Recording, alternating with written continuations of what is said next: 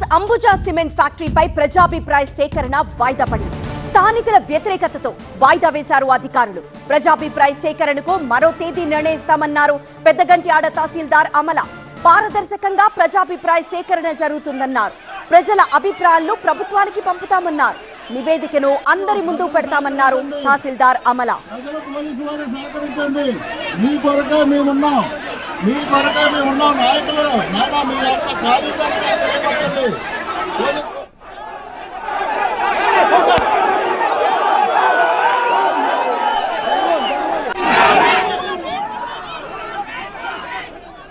Ambuja cement ఫ్యాక్టరీపై ప్రజాభిప్రాయ సేకరణ రణరంగంగా మారడంతో వాయిదా వేశారు. స్థానికుల వ్యతిరేకతతో వాయిదా వేశారు అధికారులు.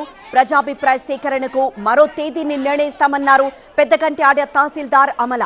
పారదర్శకంగా ప్రజాభిప్రాయ సేకరణ జరుగుతుందని, ప్రజల అభిప్రాయాలను ప్రభుత్వానికి పంపుతామని, నివేదికను అందరి ముందు పెడతామన్నారు తహసీల్దార్ అమల.